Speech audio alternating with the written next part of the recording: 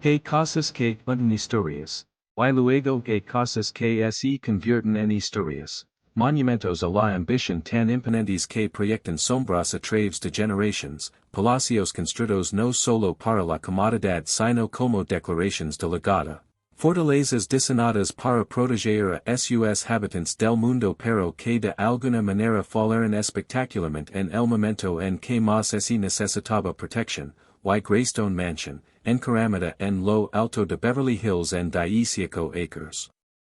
De terrenos meticulosamente cuidados, se erige como una de esas casas, una obra maestra del Renacimiento Tudor de 55 habitations que se suponía que sería un regalo de bodas, un símbolo de amor paternal, un santuario para el heredero dorado de la mayor fortuna petrolera de Estados Unidos, pero en cambio se convirtió. Solo 4 meses después de su finalización, en el escenario de una doble muerte tan misteriosa, tan escandalosa, tan completamente impregnada de sangre y privilegio que casi un siglo después las preguntas resuenan en sus grandes salones y rincones sombritos, sit paras en el frío abierto de esta historia en esa noche de febrero de 1929. Casi puedes escuchar los disparos, casi oler la cordura mezclada con whisky escocés caro, casi ver la sangre acumulando sobre alfombras persas mientras guardias armados celeban las puertas y detectives privados invadían los terrenos antes de que siquiera llamaran a la policía, porque esta no era una escena de crimen cualquiera, esta era la residencia privada más grande de Beverly Hills, hogar del hijo de Edward Lawrence Doheny, un hombre que para 1925 tenía una fortuna de $100 millones, más que el propio John D. Rockefeller, un magnate petrolero que se abrió camino desde la pobreza extrema hasta una riqueza inimaginable, que había sobrevivido a los despiadados campos petrolíferos de Los Angeles y las selvas de México, que había resistido el mayor escándalo político desde la guerra civil, pero que, al final, no pudo proteger a su único hijo de la oscuridad que se apoderó de ese dormitorio de invitados el 16 de febrero, y por eso debemos preguntarnos al acercarnos a esas imponentes puertas de hierro, al recorrer el camino rodado de árboles, pasando por los controles de seguridad que habrían hecho que el palacio de Buckingham pareciera accesible en comparación, al entrar por puertas de madera talada a un mundo de piedra caliza y vidrio emplumado y techos tan altos que parecen tocar el cielo. En sí misma, lo que sucedió aquí, en realidad, y, más importante aún, que revela sobre el terrible precio pagado por una riqueza tan imposible, sobre la maquinaria invisible de servientes y secretos que mantenían en funcionamiento tales palacios, sobre la fragilidad fundamental de la aceptación sin importar cuántos millones gastos en buscarla, sobre cómo el poder y el privilegio pueden celar la verdad con la misma eficacia con la que celan los límites de la propiedad, y sobre el inevitable ajuste de cuentas que liga cuando construís tu palacio sobre cimientos de corrupción política, trabajo explotado y ascenso social desesperado, porque la historia de Greystone no comienza en Beverly Hills, sino décadas antes, en los miserables campamentos mineros del oeste americano, donde Edward L. Doheny Sr. aprendió que la fortuna no favorece a los mansos sino a los despiadados, no a los honestos sino a los conectados, no a quienes siguen las reglas sino a quienes las escriben, y fue esta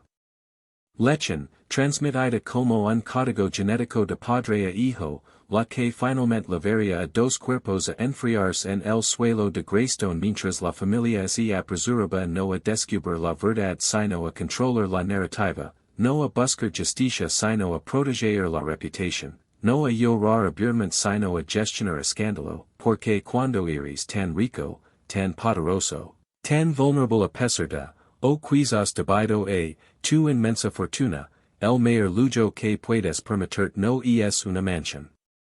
Tudor sino la capacidad de moldear la realidad misma, de manipular las investigaciones, de influir en los fiscales de distrito, de asegurar que cualquier verdad oscura que pueda echar bajo esos altos tecos permanezca celada para siempre tras los muros de esa fortaleza, y aquí es donde nuestra historia realmente comienza, no con las muertes sino con la vida que las precedió, con el ascenso imposible de un prospector que se hizo rico, con la construcción de un imperio tanto en suelo estadounidense como mexicano, con la compra de poder político en los niveles más altos del gobierno, con la construcción de un palacio diseñado para anunciar que el apellido Doheny había legado, que el heredero del barón del petróleo merecía respeto, que el dinero podía comprar no solo cosas sino legitimidad, pertenencia, seguridad. Y al comprender su un espectacularmente erróneo resultó ser este cálculo que comenzamos a vislumbrar la verdadera tragedia de Greystone, que no es simplemente que dos hombres murieron allí, sino que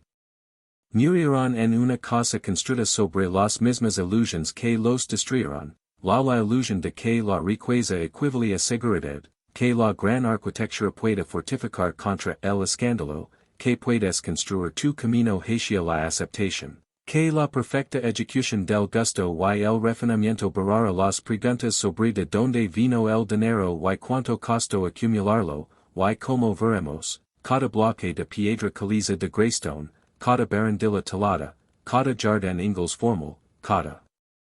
cuarto de servicio cuidadosamente oculto a la vista, era simultáneamente una declaración de legado y una admisión de ansiedad, una fortaleza y un escenario, un hogar y un mausoleo esperando asustar, porque Edward L. Doheny Sr. sabía algo que su hijo Ned quizás entendió demasiado tarde, que en Estados Unidos, el dinero viejo es célebre mientras que el dinero nuevo es sospechoso, que la violencia de la acumulación de capital debe blanquearse a través de generaciones antes de que se vuelva respetable, que no importa su un Francis si tu castillo o ingleses tus jardines, la gente recuerda que en contraste petróleo con un eucalipto afilado en un patio trasero de Los Angeles, siempre serás el prospector que tuvo suerte, no el aristócrata que estás interpretando, y este conocimiento, esta herida de rechazo social a pesar el éxito material, esa sensación de estar siempre afuera mirando hacia adentro a pesar de poser más que aquellos que te menosprecian, fue la verdadera herencia que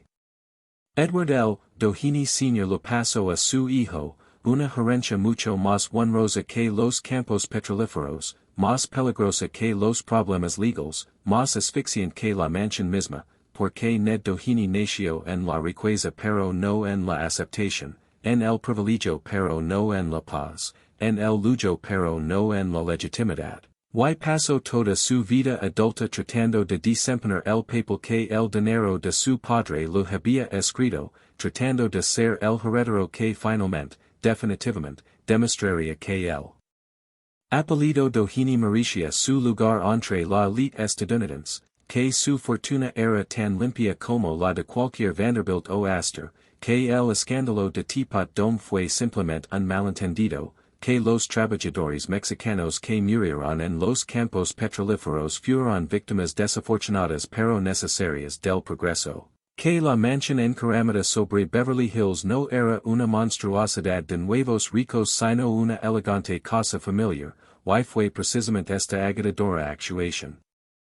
Esta constante vigilancia de apariencias, esta necesidad desesperada de controlar cada variable y gestionar cada percepción, que creó las condiciones para la tragedia, porque en este mundo altamente controlado, meticulosamente dirigido llegó Hugh Plunkett, el hijo de un mecánico que se unió a Ned por su amor compartido por los automóviles, que ascendió de chofer a secretario personal, que se convirtió no solo en un empleado sino en un confidente, tal vez la única persona en la vida de Ned que lo había conocido antes de que cayera. Todo el peso de la expectativa, que sirvió con él en la marina, que supervisó la construcción de Greystone, que conocía cada secreto, gestionaba cada detalle, lavaba cada carga y que estaba, para febrero de 1929, bajo una presión insoportable desde múltiples direcciones, el estos de gestionar los asuntos cada vez más complicados de Ned, la disolución de su propio matrimonio, misteriosos problemas de salud que lo dejaban sin dormir, el creciente peligro legal relacionado con su testimonio en los juicios de Teapot Dome, y quizás lo más importante, el conocimiento de cosas que podrían destruir la familia Doheny si alguna vez se hicieran públicas, porque Hugh Plunkett era la más peligrosa de las criaturas en el mundo de los ultraricos, el hombre que sabía demasiado, el forastero íntimo, el serviente leal que había sido lavado tan lejos en el círculo interno que entendía exactamente dónde estaban enterrados los cuerpos, y cuando un hombre así se vuelve inestable, cuando comienza a mostrar signos de colapso mental, cuando rechaza la hospitalización y se resiste a todos los intentos de alejarlo de la proximidad de los secretos familiares, se convierte no solo en una preocupación sino en una carga, y en la noche del 16 de febrero de 1929, algo sucedió en ese dormitorio de invitados. Una conversación o enfrentamiento o momento de crisis que terminó con dos hombres muertos y una familia en modo de gestión de crisis total, y la pregunta que ha atormentado a Greystone desde entonces no es simplemente quién disparó a quién, aunque eso sigue siendo genuinamente incierto a pesar del veredicto oficial, sino que realmente sucedió en esa relación entre el hijo del millonario y su indispensable secretaria. Que secretos se estaban protegiendo, que prisiones se habían acumulado hasta el punto de explosión. Si las muertes fueron realmente el resultado del colapso mental de un hombre o algo mucho más calculado, más desesperado, más reflejo de la bancarrota moral que pueda ocurrir cuando proteger la riqueza y la reputación se vuelve más importante que proteger la vida humana. Y esta es la historia que ahora debemos contar completa, comenzando no con los disparos sino con el eucalipto, no con los cadáveres sino con los recursos, no con la tragedia sino con la ambición que la hizo inevitable. Porque para entender lo que sucedió en Greystone primero debemos entender cómo Edward L. Doheny Sr. se transformó de un prospector en bancarrota en el hombre más rico de los Angeles, y como en el proceso de acumular esa riqueza acumuló igualmente grandes reservas de resentimiento, escándalo, enemigos políticos y inseguridad social, todo lo cual haría metástasis en la generación de su hijo, todo lo cual requeriría representaciones de legitimidad cada vez más grandiosas, declaraciones de legado cada vez más costosas, muros cada vez más altos y guardias más armados, hasta que el santuario se convirtió en una prisión y el palacio en la China del crimen, y así. Comenzamos en 1892, en un modesto patio trasero de Los Ángeles cerca de los pozos de Alquitrán de la Brea, donde Edward L. Doheny y su socio Charles Canfield afilaron un tronco de eucalipto en una broca y excavó en la tierra, y el 20 de abril encontraron petróleo, el primer pozo petrolero exitoso en el campo petrolífero de la ciudad de Los Ángeles. Y este era el momento, este era el taladro de eucalipto que eventualmente construiría Greystone, pero tomaría décadas y recorrería aventuras en las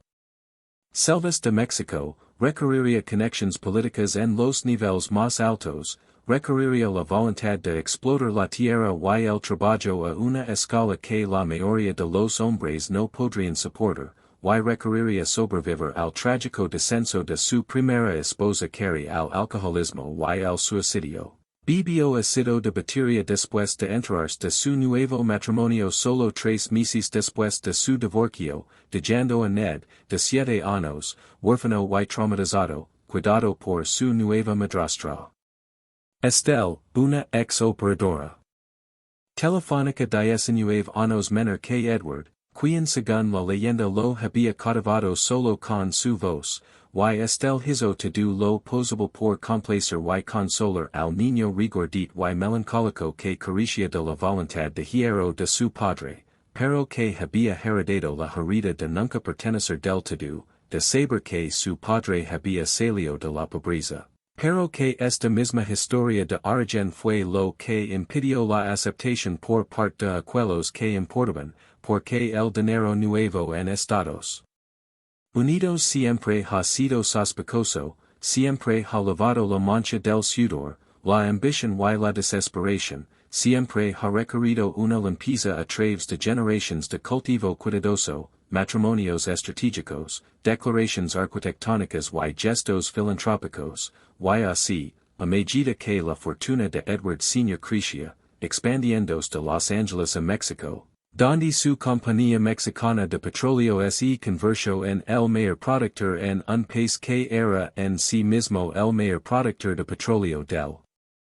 mundo. La presión sobre Ned creció proporcionalmente, porque Ned iba a ser el que completara la transformación, quien demostrara que el apellido Doheny era tan bueno como cualquier otro en Estados Unidos, quien así casaría bien y viviría bien y crearía herederos que nunca cuestionarían su lugar en la sociedad. Y Ned lo intentó, realmente lo hizo, asistiendo a la Universidad del Sur de California, donde floreció académica y socialmente, enamorándose de Lucy Marceline Smith, hija de un magnate del transporte de Pasadena, una belleza con una mente astuta y un pedigree elegante, exactamente el tipo de partido que significó la legada, y así casaron en 1914, 2 días después de que Edward Sr. comprara el terreno que eventualmente se convertiría en Greystone, y Ned comenzó a prepararse para hacerse cargo del negocio familiar, desarrollando un agudo sentido comercial no la crueldad de su padre, pero siempre había algo que faltaba en Ned, cierta dureza esencial, cierta comodidad con los compromisos morales que require la vasta riqueza, cierta disposición a ver a las personas como instrumentos en lugar de humanos, y quizás aquí es donde entró Hugh Plunkett, porque Hugh fue invitado a la boda de Ned y Lucy como uno de los empleados del padre de Lucy, trabajaba en la estación de servicio de la familia Smith. Un joven mecánico carismático con una energía aparentemente inagotable y una gran aptitud para los automóviles, y Ned, que compartía la pasión de Hugh por los autos, lo contrató de inmediato, primero como chofer y mecánico, pero tratándolo más como un amigo de confianza que como un empleado asalariado, y Hugh fue recibido en el mundo Doheny de una manera que debe haber sido a la vez embriagadora y desestabilizadora, porque Hugh también provenía de orígenes humildes. Entendía lo que significaba estar afuera mirando hacia adentro, pero a diferencia de los Doheny, él no había comprado su entrada, había sido invitado por la proximidad a Ned, por la utilidad, por una intimidad que se hizo tan profunda que cuando ambos hombres se alistaron en la marina el mismo día en 1917, Ned le garantizó a Hugh un trabajo a su regreso, y cuando regresaron a casa ilisos de la Gran Guerra, Hugh fue ascendido a secretario personal, un salto exponencial en estatus y responsabilidad, y los dos se volvieron inseparables. Con Hugh manejando la apretada agenda de Ned, manejando de tales tanto profesionales como personales, esencialmente convirtiéndose en la infraestructura que lo permitió a Ned desempeñar el papel de heredero del petróleo y encantador socialite, y debemos detenernos aquí para considerar qué significaba esta relación en el contexto de los Estados Unidos de principios del siglo XX, donde los límites entre la amistad y el empleo entre hombres de diferentes clases estaban cuidadosamente vigilados, donde la intimidad entre los hombres se celebraba simultáneamente en ciertos contextos y se veía con profunda sospecha en otros, donde el lenguaje de la hermandad y la lealtad podía enmascarar otros sentimientos o podía simplemente ser exactamente lo que decía ser, amistad devota, pero donde en cualquier caso, la diferencia de poder entre empleador y empleado, entre el hijo del millonario y el hijo del mecánico, creaba una inestabilidad fundamental, porque por muy unidos que se volvieran, por mucho que Ned dependiera de Hugh, por mucho que Hugh estuviera al tanto de los secretos familiares, gestionara las crisis familiares y viviera esencialmente como parte del círculo Íntimo de los Doheny, seguía siendo personal, prescindible, en última instancia, al servicio de los intereses de la familia, y esta paradoja, íntima pero subordinada, indispensable pero reemplazable, interna pero externa, solo era sostenible mientras Hugh permaneciera completamente leal, completamente discreto, completamente sano y estable. Y para 1927, cuando comenzó la construcción de Greystone, Hugh empezaba a mostrar grietas en las tres áreas, porque la tensión de gestionar los asuntos de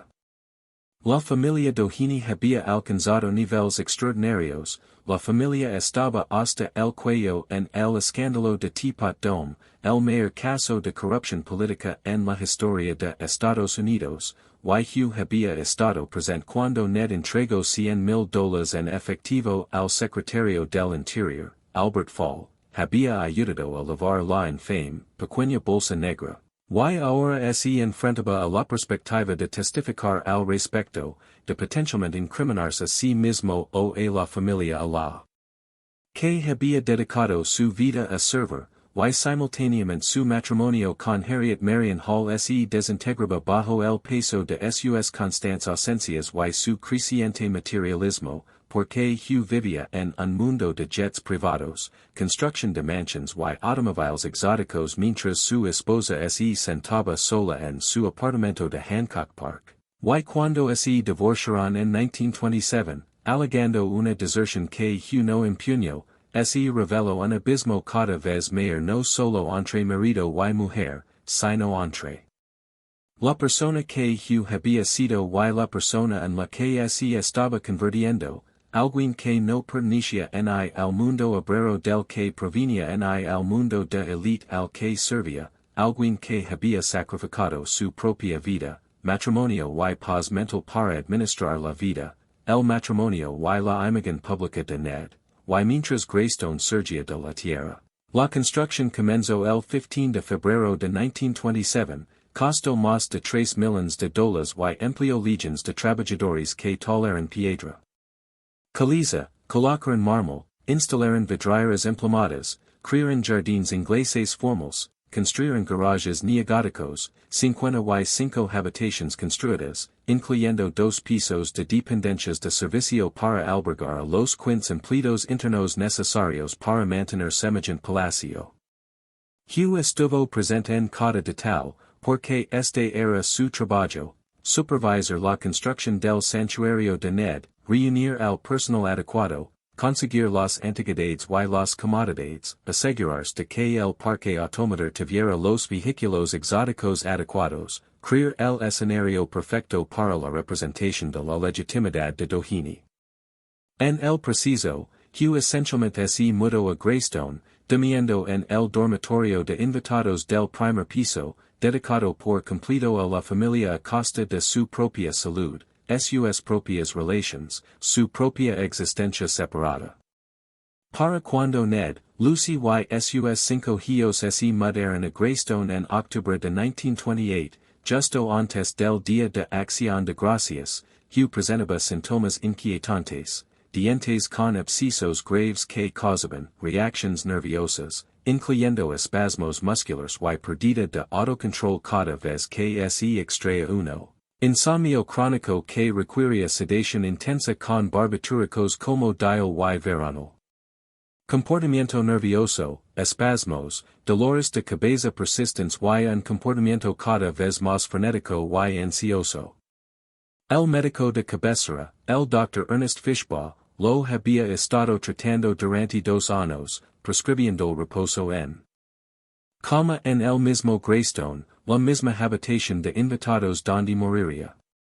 Hugh rechazó todas las sugerencias de que se tomara unas vacaciones prolongadas o se internara en un sanatorio, porque sería abandonar a Ned en el preciso momento en que los juicios de Teapot Dome estaban llegando a su clímax, en el preciso momento en que podría recorrerse el testimonio de Hugh. En el preciso momento en que cualquier secreto que compartieran los dos hombres podría salir a la luz.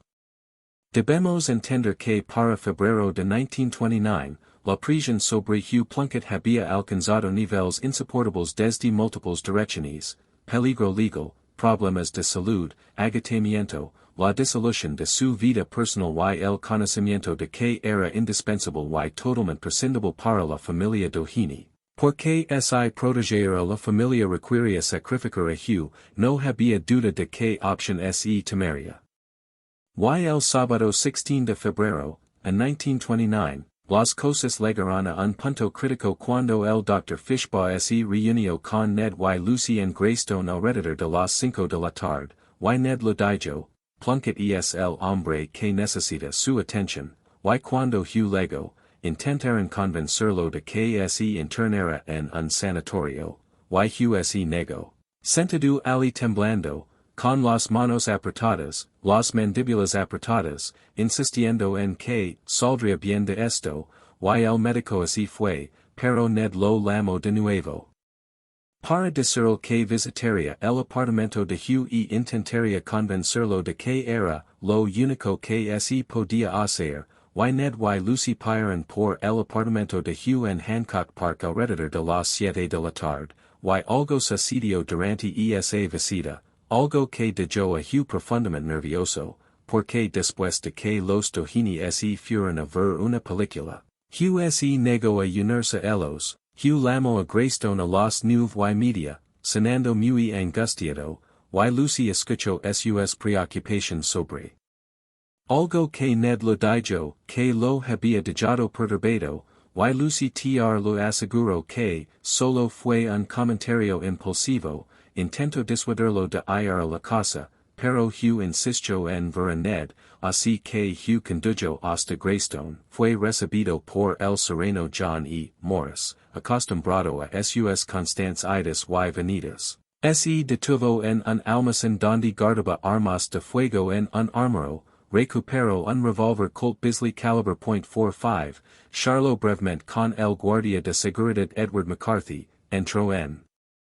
la mansión con su propia llave, llamó a Ned y Lucy desde la habitación de invitados del primer piso, luego subió al dormitorio principal donde Ned y Lucy estaban vestidos para dormir, y lo que Ned vio en el rostro de Hugh lo convenció de que requería privacidad, porque juntos se retiraron a la suite de invitados donde Hugh dormía a menudo, y durante la siguiente hora hablaron. Su conversación apagada se volvió lo suficientemente fuerte como para llamar la atención de los sirvientes, la doncella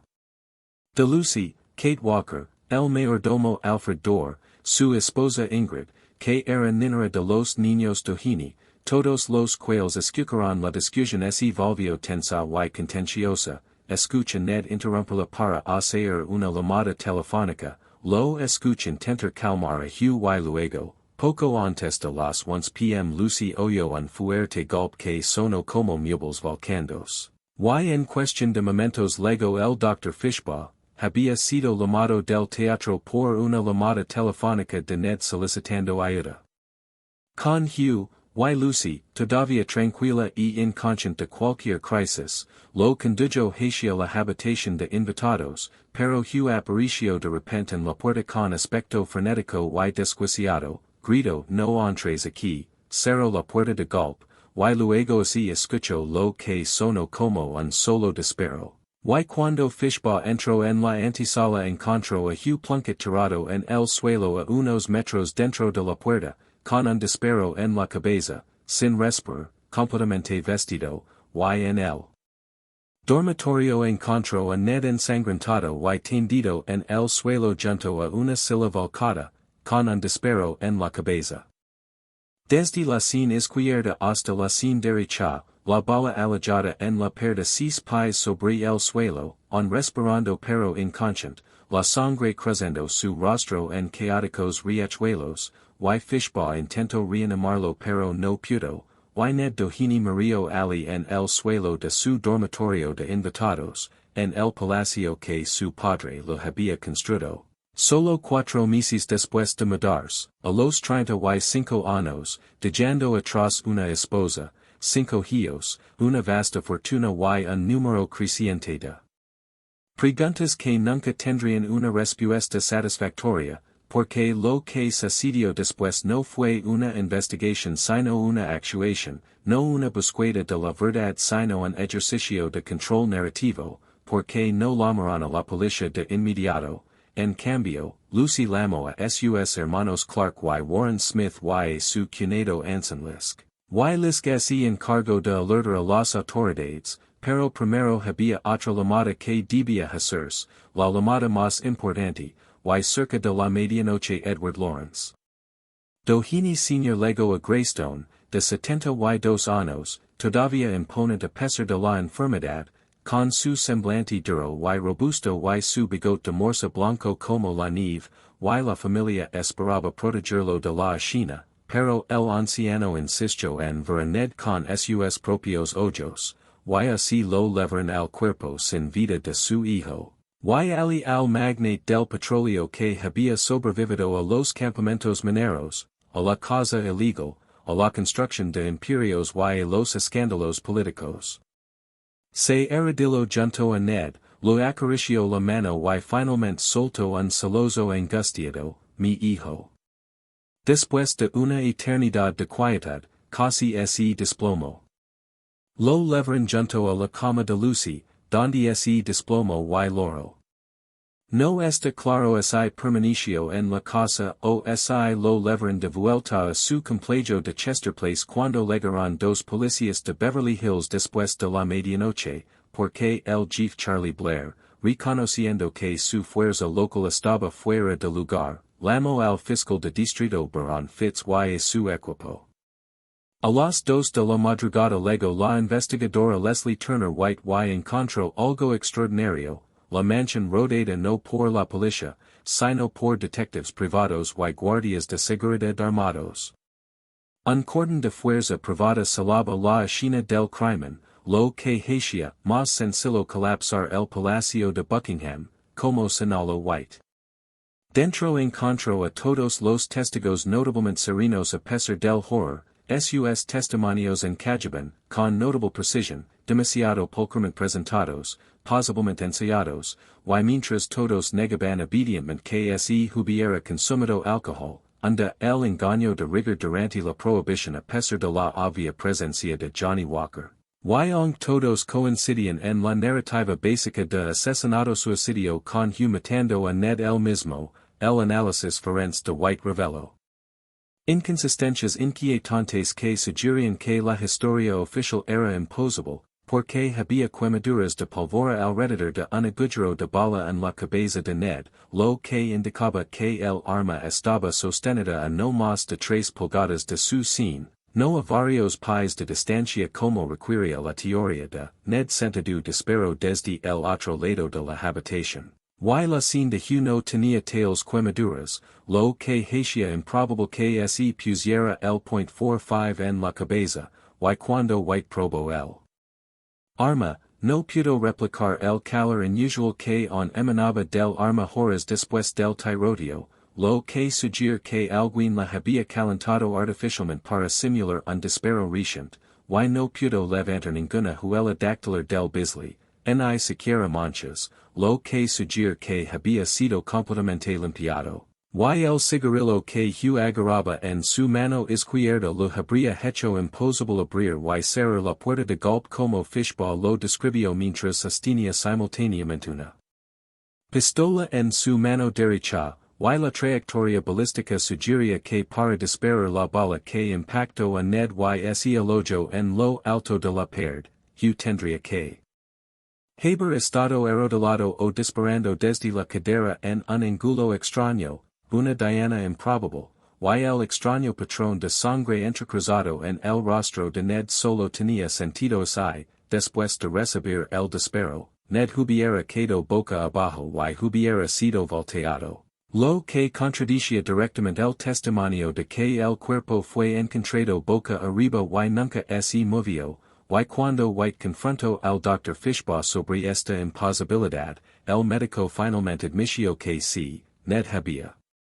permanecido vivo durante unos 20 minutos, y sí, Fishbaugh y el vigilante Morris habían levantado a Ned en un intento desesperado por salvarlo y luego lo habían vuelto a bajar, causando los patrones de sangre, un detalle significativo que había omitido de su testimonio inicial. Y white sedio cuenta de que estaba viendo un asesinato-suicidio muy extraño con el hombre equivocado identificado como perpetrador, o algo completamente distinto, tal vez ambos hombres asesinados por un tercero, tal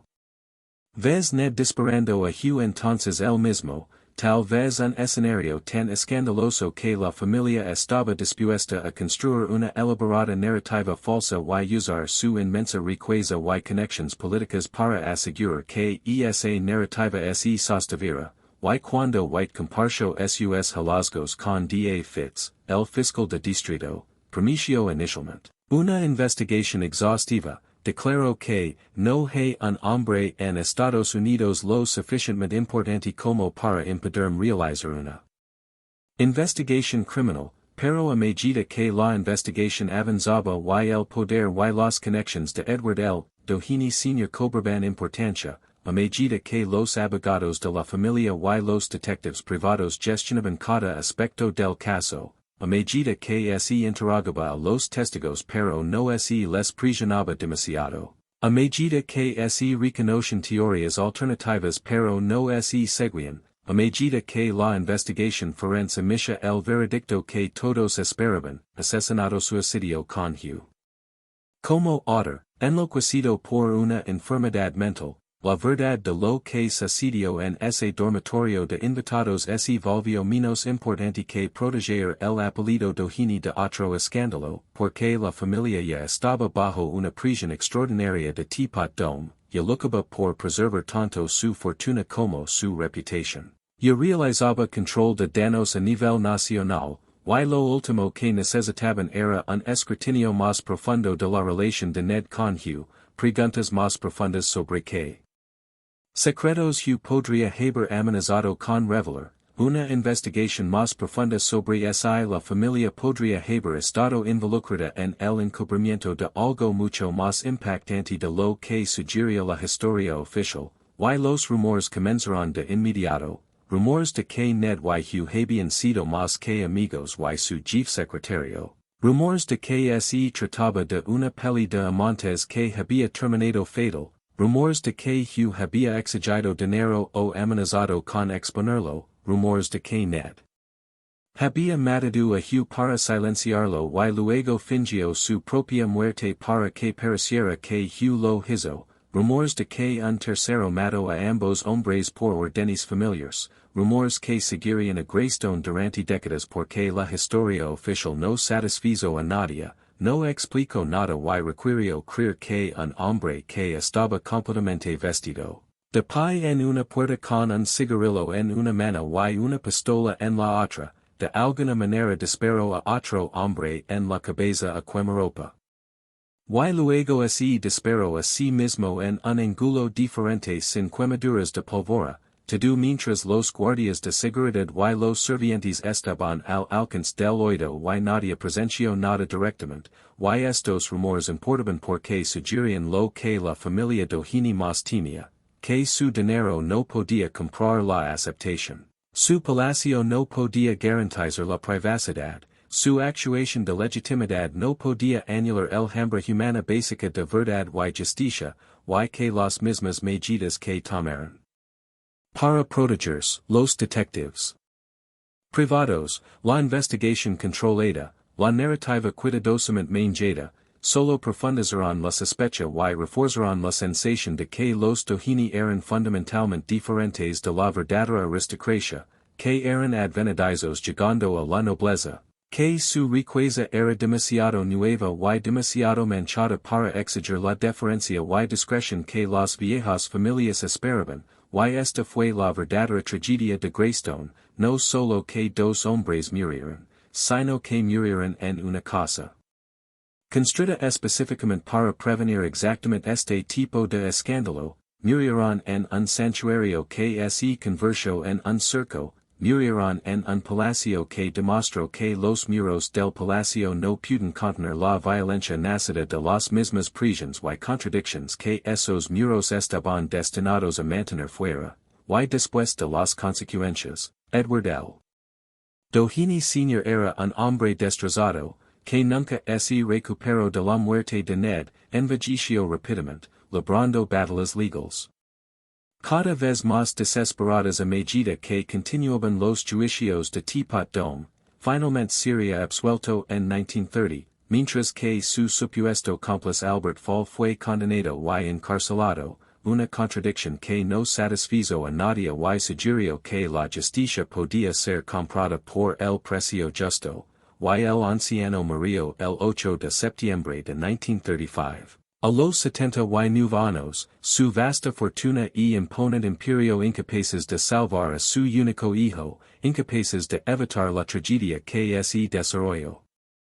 en el palacio que había construido, incapaces de comprar lo único que realmente quería que era la legítima pertenencia al apellido Doheny, y Lucy Doheny, viuda a los 37 años con 5 hijos, se quedó en Greystone, se quedó en la casa donde su esposo murió en circunstancias misteriosas, se quedó rodeada de sirvientes y seguridad, se quedó desempeñando el papel de elegante matrona de la sociedad, y en 1932 se casó con el comerciante de inversiones Lee Batson en una ceremonia anti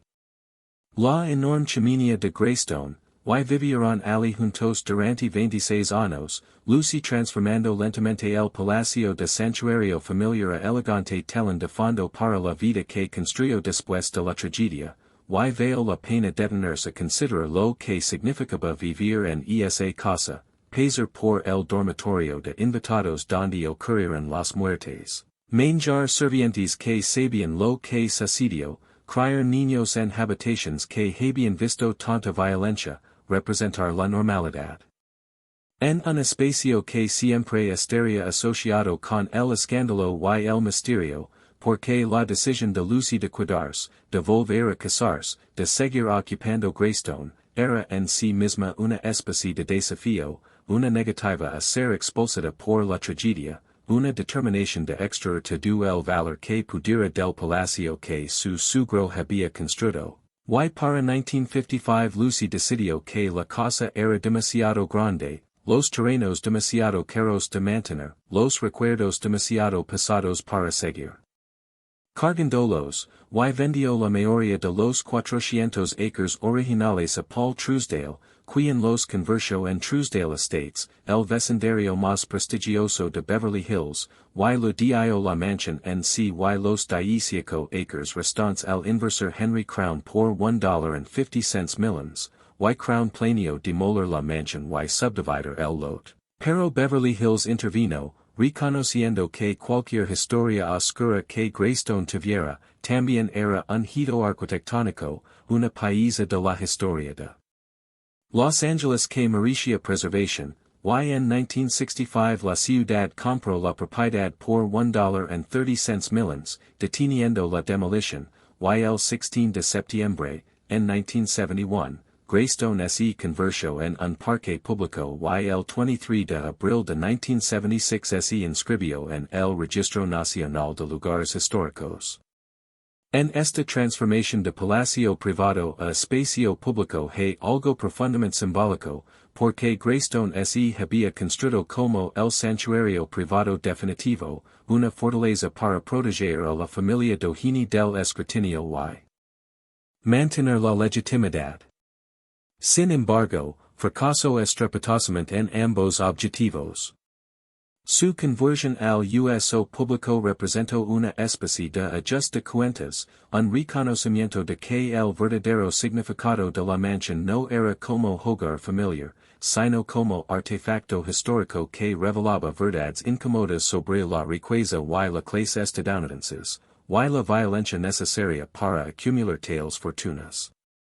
Como parque público, Greystone cobró una segunda vida, convirtiéndose en uno de los lugares más filmados de Hollywood, apareciendo en más de 200 películas, programas de televisión y videos musicales, sirviendo como la representación por excelencia del dinero antiguo en la cultura popular estadounidense. El lugar de referencia cuando una producción necesitaba evocar riqueza, poder, elegancia y los matices ligeramente siniestros que acompañan a los tres.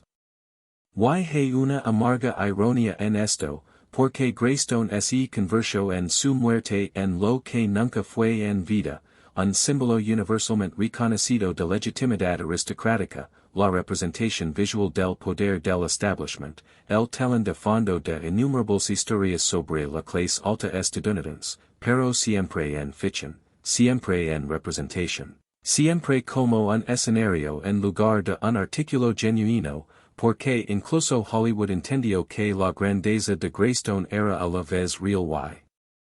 hueca, una arquitectura magnífica que servía de hermosa fachada para una historia compleja, y cuando uno visita Greystone hoy, cuando camina por los jardines ingleses formos y admira los exteriores de piedra caliza y mira a través de las ventanas hacia los grandes salones y las elaboradas habitaciones. Está viendo tanto el palacio que construyeron los Doheny como la escena del crimen que crearon, tanto el símbolo de la legada que anhelaban desesperadamente como el escándalo que temían. Desesperadamente, tanto el santuario que se suponía que los protegería como el escenario donde se desarrolló su tragedia, y la pregunta que atormenta a Greystone no es simplemente que sucedió en ese dormitorio de invitados el 16 de febrero de 1929. Aunque eso sigue siendo genuinamente incierto a pesar de casi un siglo de especulación y investigación, pero lo que Greystone representa sobre la imposibilidad fundamental del proyecto Doheny, el proyecto de comprar legitimidad, construir aceptación. Construir seguridad, porque lo que Edward L. Doheny Sr. no logró entender, lo que su fortuna petrolera no pudo comprender, lo que los muros de piedra caliza de Greystone no pudieron contener, fue que la aceptación no se puede comprar porque la aceptación se trata fundamentalmente de ser conocido y elegir ser vulnerable y construir relaciones genuinas a lo largo de generaciones, no de representar una imagen ni gestionar la percepción ni controlar la narrativa, y Ned Doheny quedó atrapado en el aprieto imposible de este proyecto, se esperaba que actuara con comodidad aristocrática mientras soportaba la carga de la ansiedad del nuevo rico, se esperaba que viviera abiertamente como un líder social mientras protegía secretos familiares, se esperaba que mantuviera la fachada de una riqueza intocable mientras navegaba por prisons legales y sociales muy reales, se esperaba que fuera a la vez auténtico y artificial, a la vez íntimo y distante, a la vez seguro y constantemente vigilante, y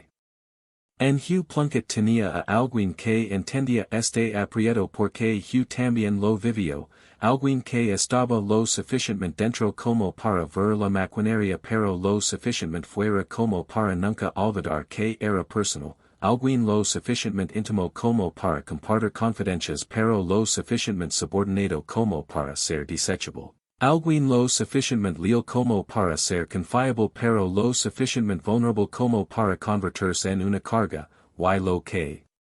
sí que haya sucedido entre ellos en ese dormitorio de invitados, y si un asesinato-suicidio motivado por una enfermedad mental, y si una confrontación por dinero o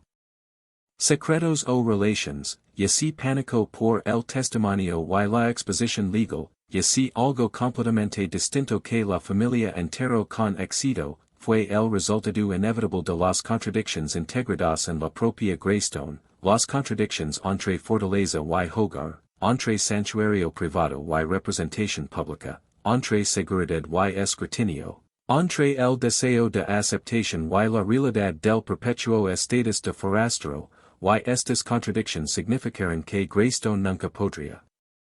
ser lo que los Doheny querían que fuera, nunca podría brindar la seguridad, la legitimidad o la paz que buscaban, porque esas cosas no se pueden construir con piedra caliza y vidrio emplumado, no se pueden contratar como servientes ni administrar como herreros, no se pueden comprar con fortunas petroleras ni proteger con guardias armados. Y la tragedia de Greystone es que demostró el fracaso fundamental del sueño americano tal como lo experimentan quienes realmente lo logran, demostró que lo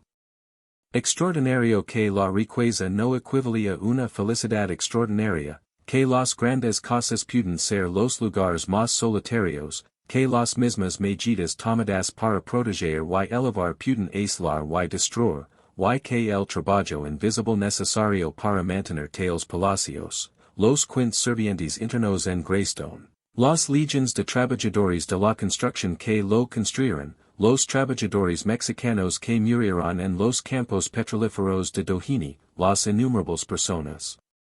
cuyo trabajo y sufrimiento subsidiaron el lujo de la familia, permanece invisible porque reconocerlo socavaría toda la representación, revelaría que el palacio se basa en la explotación, que la fortuna requirió violencia, que la elegancia existe porque otras personas hacen el trabajo sucio y lo calan, y Hugh Plunkett era uno de esos trabajadores invisibles. Elevado a la visibilidad a través de su relación con Ned pero permaneciendo fundamentalmente como personal, fundamentalmente ali para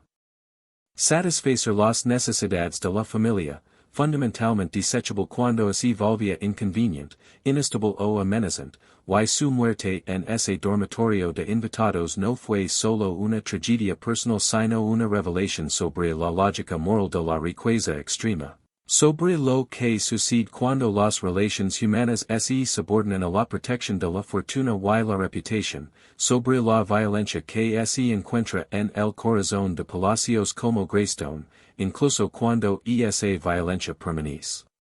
tras puertas cerradas, celada por investigadores privados y justificada mediante narrativas cuidadosamente construidas,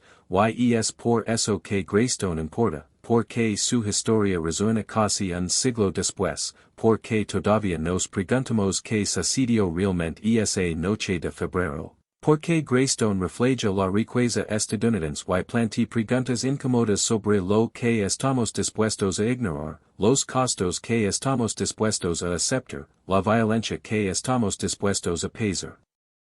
Por alto en la búsqueda del éxito material, y pregunta si la representación de legitimidad que intentaron los Doheny, la construcción del gusto perfecto, el cultivo de conexiones correctas, la gestión de la imagen y la narrativa, es fundamentalmente diferente de la representación en la que todos participamos. Si somos honestos sobre de dónde proviene nuestra comodidad y cuánto les cuesta a los demás, si estamos dispuestos a mirar el trabajo invisible que mantiene nuestro estilo de vida, si podemos reconocer que cada palacio, ya sea literal o metafórico, se basa en cimientos que preferiríamos no examinar demasiado de cerca, y en este sentido Greystone no es solo la tragedia de la familia Doheny, sino la tragedia de Estados Unidos, la tragedia de una nación que simultáneamente celebra la riqueza autocreada y burla de los nuevos ricos, que recompensa la acumulación despiadada y luego espera que la redistribución filantrópica blanquee la violencia de esa acumulación, que construye palacios para aislar a los ricos de los pobres y luego filma películas en esos palacios para vender la fantasía de la riqueza a todos los demás, y Greystone continúa desempeñando esta función, continúa siendo el telón de fondo de nuestras historias culturales sobre el poder y el privilegio, continúa representando algo simultáneamente atractivo y repelente sobre la riqueza extrema. Continúa atrayendo visitantes que recorren los terrenos, los jardines y el exterior, nunca se les permite entrar, siempre afuera mirando hacia adentro, exactamente la posición de la que los Doheny gastaron millones tratando de escapar, porque lo que Greystone nos enseña, lo que esas 55 habitaciones y 18 acres y muros de piedra caliza del Renacimiento Tudor y jardines ingleses formales y cuartos de servicio ocultos en última instancia demuestran, es que la riqueza puede comprar muchas cosas, pero no puede comprar lo que los Doheny más querían, no puede comprar autenticidad, no puede comprar pertenencia, no puede comprar protección de las consecuencias de cómo se acumuló, no puede comprar el silencio de aquellos que saber demasiado, no puede comprar inmunidad ante la tragedia, no puede comprar significado ni paz ni el tipo de seguridad que te permite dormir por la noche sin guardias armados, detectives privados y narrativas cuidadosamente manejadas. Y definitivamente no puede comprar respuestas a las preguntas que han resuenan en los pasillos de Greystone, las preguntas sobre que sucedió realmente el 16 de febrero de 1929, sobre por qué dos hombres que habían sido tan cercanos como hermanos terminaron muertos en el piso de una habitación de invitados, sobre qué secretos se estaban protegiendo o amenazando, sobre si la historia oficial era verdad o una mentira cuidadosamente construida, sobre qué papel jugó la familia en la configuración de la investigación. Sobre qué significa que la justicia pueda ser tan fácilmente postergada por la riqueza y la conexión, sobre por qué seguimos fascinados por esta historia casi un siglo después, sobre lo que Greystone representa en nuestro imaginario cultural, sobre si la transformación de palacio privado a parque público representa redención o simplemente reutilización, sobre qué sucede con la violencia de la acumulación de capital cuando se blanquea a través de generaciones y se disfraza arquitectónicamente de gusto, y sobre si nosotros, como sociedad, estamos dispuestos a mirar honestamente lugares como Greystone no como aspirationals fantasias, sino como monumentos a un fracaso moral, el fracaso de construir un mundo donde no exista una disparidad de riqueza tan extrema, donde palacios como Greystone no son necesarios porque la pertenencia no sea algo que deba comprarse, donde el trabajo no sea invisible, donde los sirvientes no desaparezcan en satanos, donde las secretarias no mueren en circunstancias misteriosas en la habitación de invitados de su jefe, donde los fiscales de distrito no pueden ser influenciados, donde la verdad no se puede comprar, donde la justicia se aplica por igual sin importar cuánta piedra caliza puedas permitir, y siendo honestos, Greystone nunca ha respondido a estas preguntas porque Greystone fue diseñado para evitarlas, diseñado para presentar una fachada perfecta que impida el escrutinio, diseñado para aislar, proteger y representar la legitimidad mientras oculta la maquinaria, el trabajo y la violencia que hacen posible tal representación, y fracaso catastróficamente en esta tarea en 1929 y sigo falando cada vez que alguien recorre los terrenos y pregunta que sucedió realmente, porque la mansión en sí es a la vez artefacto y argumento, a la vez hermosa arquitectura y evidencia incómoda, a la vez hito cultural y crimen escena, símbolo del sueño americano alcanzado y prueba de su vacío fundamental. Hoy, de pie ante Greystone, al contemplar esos muros de piedra caliza, las vidrieras emplumadas y la grandeza del Renacimiento Tudor, casi se puede oír el eco de esos dos disparos a lo largo de casi un siglo. Casi se puede ver a Edward L. Doheny, Senior arrodillado junto al cuerpo de su único hijo susurrando mi hijo. Casi se puede sentir la determinación de Lucy Doheny de seguir viviendo en la casa donde murió su marido. Casi se puede percibir el fantasma de Hugh Plunkett gestionando detalles, protegiendo secretos y pagando el precio máximo por ser indispensable y desechable a la vez. Se comprende que Greystone no es solo una mansión, sino un monumento, no al éxito de la familia Doheny, sino al terrible coste de ese éxito. No a la riqueza estadounidense, sino a la desigualdad estadounidense. No a la grandeza palaciega, sino a la violencia que esa grandeza oculta. No a la legada que los Doheny buscaban desesperadamente, sino a la perpetua condición de forasteros de la que nunca pudieron escapar. No a la seguridad, sino a la inseguridad fundamental que impulsa a las personas a construir fortalezas que se convierten en prisiones. Y la lección final de Greystone, la que resuena en sus pasillos vacíos, jardines cuidados y interiores cerrados, es que la riqueza no puede proteger de ti mismo, de tu historia, de tus contradicciones, de las consecuencias de cómo acumulaste esa riqueza, del resentimiento de aquellos a quienes paisatiste, del conocimiento de aquellos a quienes usaste, de la violencia que cometiste, permitiste o de la que te beneficiaste, del hambre humana básica de verdad que ninguna cantidad de dinero puede satisfacer.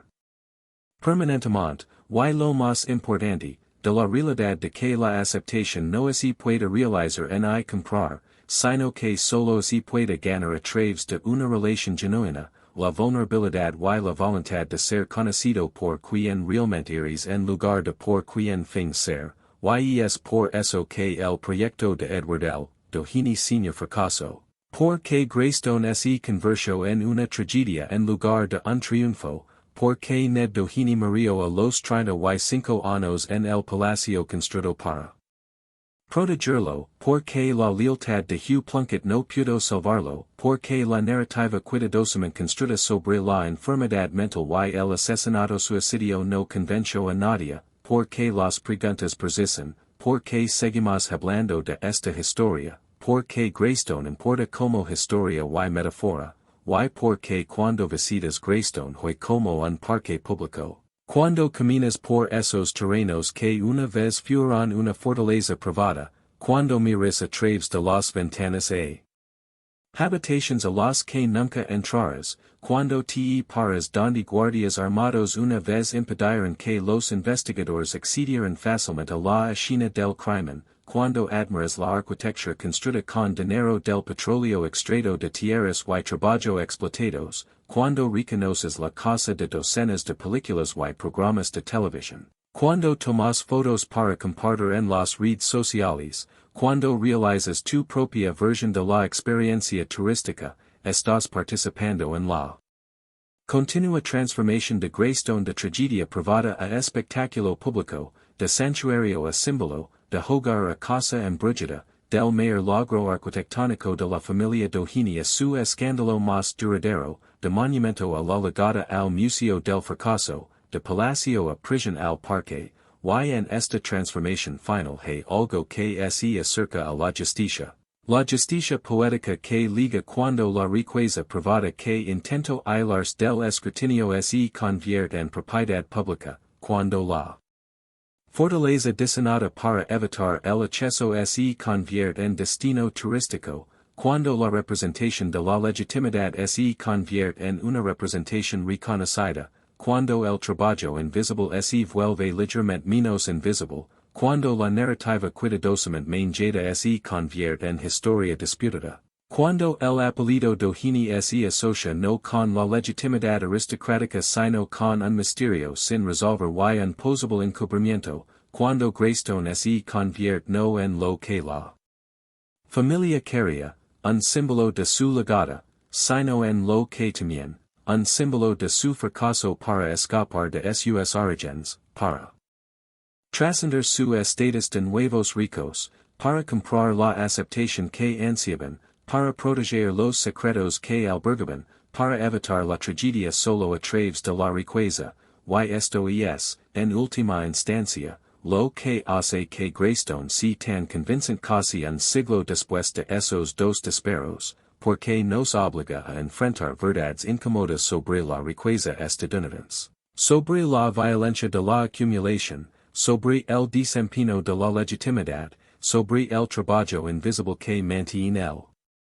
lujo, sobre la imposibilidad fundamental de comprar pertenencia, sobre la forma en que el poder y el privilegio pueden distorsionar la justicia, sobre la soledad de vivir en una fortaleza, sobre el precio que pagan aquellos que saben demasiado, sobre las contradicciones incorporadas a la riqueza extrema, sobre la fragilidad de la reputación a pesar de la aparente invulnerabilidad, sobre la forma en que la arquitectura puede revelar y ocultar simultáneamente, sobre la transformación del dolor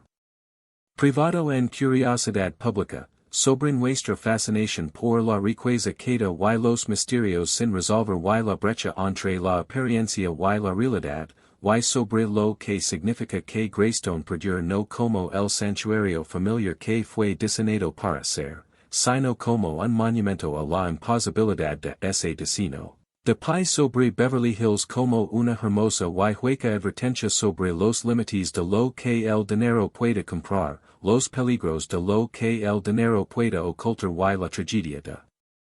confundir un palacio con protección, porque al final Greystone es solo piedra caliza y vidrio empleado y jardines formos y habitaciones vacías, pero también es todo lo que la piedra caliza y el vidrio y los jardines y las habitaciones no pueden contener, la violencia de la extracción de petróleo, la explotación de los trabajadores, la corrupción de los funcionarios políticos, la acumulación de fortunas sobre espaldas rotas, la actuación del gusto para enmascarar el origen, la búsqueda desesperada de aceptación por parte de aquellos considerados inaceptables, la intimidad entre hombres de diferentes clases en una era que vigilaba estrictamente los límites, el colapso mental de alguien bajo una prisión insoportable, los dos desesperos que acabarán con dos vidas y destrozarán la ilusión de que la riqueza es igual la seguridad. El fracaso de los guardias armados y los detectives privados para prevenir, explicar o contener el escándalo, el poder de los abogados de familia para moldear la investigación, la transformación de la escena del crimen en un hito cultural, la persistencia de preguntas que nunca tendrán una respuesta satisfactoria y la simple y terrible verdad que Edward L. Doheny Sr. aprendió demasiado tarde, que no se puede perforar para pertenecer de la misma manera que se perfora para buscar petróleo, que la aceptación no puede ser golpeada como un chorro de agua, que toda la arquitectura del Renacimiento Tudor, los jardines ingleses formos y la imagen cuidadosamente administrada del mundo no pueden proteger de las vulnerabilidades humanas básicas que el dinero solo amplifica en lugar de eliminar, y que el palacio que construís para aislar del juicio del mundo puede convertirse, al final, en el mismo escenario donde tu el fracaso se representa públicamente y se preserva de forma permanente, no como el triunfo que pretendías, sino como la tragedia que creaste, no como el santuario familiar que imaginaste, sino como la escena del crimen de la que no puedes escapar, no como Greystone, la gerencia de Doheny, sino como Greystone, la historia con moralidad, y este, finalmente, es el trágico final del milenario, no solo la muerte de Ned Doheny, sino la muerte de todo lo que Greystone representaba, la muerte de la ilusión de que la riqueza puede comprar lo que más importa, la muerte de la representación de la legitimidad cuando se enfrenta a un escándalo demasiado grande para manjar, la muerte de la fantasía de la fortaleza cuando la violencia estalla desde dentro, la muerte de la narrativa cuidadosamente construida cuando se enfrenta a la evidencia forense y las preguntas persistentes, la muerte del sueño de aceptación de Doheny, la muerte de cualquier posibilidad de que Greystone fuera recordado como la familia quería en lugar de como la historia exige, y la transformación del regalo de un milenario a su hijo en la mansión embrujada más famosa de la cultura estadounidense, el lugar más filmado, el misterio más perdurable y el símbolo más potente del terrible y inevitable precio que se paga cuando se intenta comprar lo que no se puede vender y construir lo que no se puede sostener y proteger lo que no se puede ocultar y representar lo que no se puede creer y escapar de lo que no se puede escapar, tu propia historia, tus propias contradicciones, tu propia violencia, tu propia mortalidad y tu propia incapacidad para comprender que los palacios son solo cosas y las cosas no pueden salvar de ser humano, de cometer errores, de lastimar a otros, de ser lastimado tú mismo, de enfrentar las consecuencias, de dejar preguntas sin respuesta, de convertir no en la leyenda que pretendías sino en la historia con moralidad que temías, y este es el regalo final de Greystone. Esto es lo que esos muros de piedra caliza susurran a cualquiera que escuche. Esta es la leche entalada en cada piedra cuidadosamente colocada y jardín plantado con precisión, que la riqueza no vale lo que cuesta, que los palacios son prisiones, que la actuación es agotadora, que los secretos te comen vivo, que la visibilidad sin autenticidad es tortura, que no puedes comprar la paz, que los guardias no pueden proteger de ti mismo, que los detectives privados no pueden contener la verdad, que cuanto más altos construyas tus muros más dramática será tu queda, que cuanto más grande si tu palacio más fuerte resonara con el vacío, que cuantos más servientes emplees, cuanto más dependes de su silencio, cuanto más actus con legitimidad, más revelas tu ansiedad por carecer de ella, y que al final, cuando los guardias se hayan ido y los servientes hayan testificado y los abogados de la familia hayan hecho lo mejor que pudieron y el fiscal del distrito haya cerrado la investigación y el forense haya emitido su veredicto y los periódicos hayan pasado a otros escándalos y las décadas hayan pasado y la mansión se haya convertido en parque público y la Historia se haya convertido en leyenda y la leyenda se haya convertido en taquigrafía de Hollywood y la verdad se haya perdido irremediablemente bajo capas de narrativa administrada y teorías en competencia y preguntas sin respuesta, al final, después de todo, Greystone se erige como el monumento más hermoso de Estados Unidos al fracaso absoluto, espectacular y irreversible del sueño imposible del milenario.